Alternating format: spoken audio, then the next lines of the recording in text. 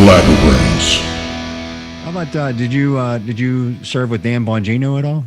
I did, yeah. And Dan and I still keep in touch. In fact, I'll tell a story. Dan saved my bacon one day. President Bush was going to Walter Reed Hospital to visit some of the troops, some of the wounded troops that came home from Afghanistan and Iraq. And I was tasked with setting up the security. So I was out there, about 4 or 5 days ahead each day, getting everything ready and get the itinerary together. And one of the things we do whenever the president goes somewhere, whatever facility we want to go to, if we can't pull underground or pull into a garage where it would be out of sight when he gets out of the limousine, we'll build these giant, have a tent maker come in and build these giant tents, and we can pull the limousine into it. And Dan was driving the limousine that day, and part of his responsibility is he comes out and runs the routes early to make sure like no construction popped up overnight or anything like that. Right.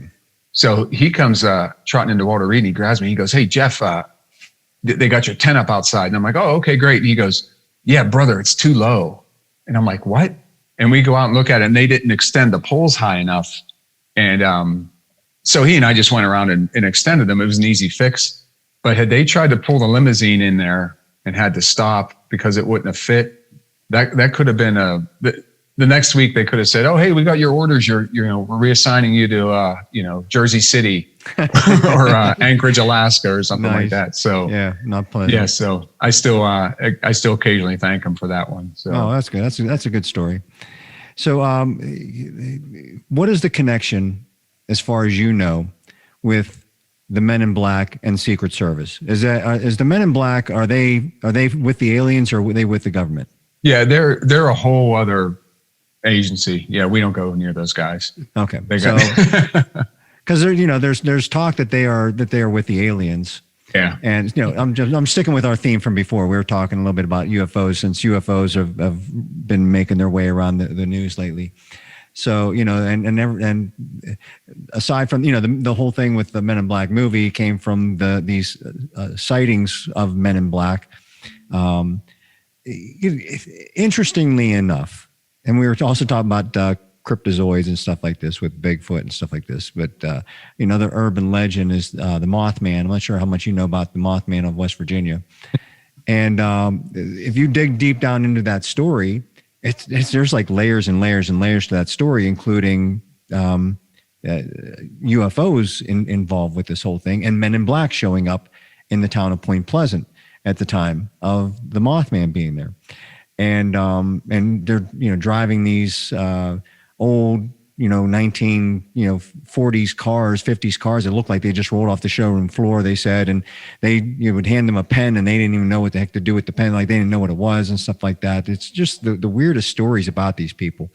And I think all those stories compiled about Men in Black is where they came up with the movie Men in Black.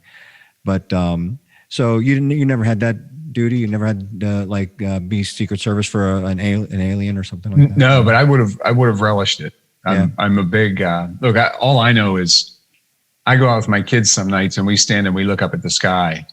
And I think it's awfully arrogant of us to assume that we're the only intelligent life among all these stars. We were just saying that. Yeah. So, and people talk about intergalactic, even my kids will say, well, we can't travel to other planets. And I say, yeah, but what if there's a civilization that was as advanced as we are 10,000 years ago? Right. That's what we were talking about. Yeah. I mean, it's just, it's incredible. If you think, like I said, I brought up like Einstein. When did he come up with the wormhole theory? Was 70 years ago, something like that. If he thought of that of the wormhole 70 years ago, and the theory of it, and it actually exists, and they are 1,000 or 10,000 years ahead of us or whatever, maybe they figured out a way how to get to that wormhole and travel through that, and to them it's not light years away. It's like instantaneous, you know what I mean? Yeah. Whatever. So who knows? So it's a lot of fun to think about. But what do you make of these of the government releasing this information on UFOs? Well, look, I think there's a need for transparency. So I think it's good. I think it satisfies a lot of people, and I think it's one of two things, or I'm sorry, one of three things. It's either UFOs, like an actual extraterrestrial that's visiting. Well, they're all UFOs. They're unidentified. Yeah, they're all. That's why I corrected that. or it's technology that we have that we're testing, or probably the most frightening, I think, even more than an extraterrestrial is it might be Russia or China, testing their technology, which we are admitting, wow, we can't do this crap. Right. Well, that's exactly my point of what we talked about is there's no good scenario here either. Right. But I thought about the scenario of that it's our technology and we're just pretending that we don't know that it's ours, whatever. But what is the benefit for that? There's no benefit to saying we're going to show everybody this technology, that it's out there, and just claim that we don't know what it is. That might be a good conversation to say our adversaries say, well, if it's not theirs and it's not ours, then whose is it? I mean, keep them guessing on things, but it still serves no purpose militarily or strategically or politically. I don't think it's ours unless it's a secret, program that was put together that the government doesn't know about it. And I don't believe that that's the case.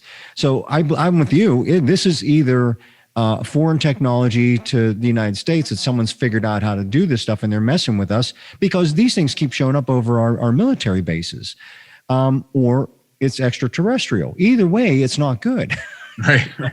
Well, especially, I will tell you though, the one thing I will say about, some people say, if it is ours, why are we, just like you said, why are we releasing it so the Chinese and the Russians know? Look, they know what we know already, and we know everything they know. The spy mechanism for all three of those countries, and even some smaller countries like Israel, it's just so adept. And I lived in Washington D.C. for almost 20 years, and it was always approximated there was about 10,000 spies living in Washington D.C. And it's probably about it's always guessed it's the same number in Moscow as well. But we'd have, and I would tell these young agents that came on, you're going to be posted outside, like the president goes to the State Department, and we would have exterior posts around the State Department when he was there. And I'd tell him, you're going to have 15 people come up to you and say, hey man, what's going on? Oh, is the president here? Oh, that's pretty cool. And 14 of them are going to be, somebody who's new to DC, or they're going to be curious tourists. But that 15th person is going to be a spy who's going to be looking to create an asset out of you. Right. Yep.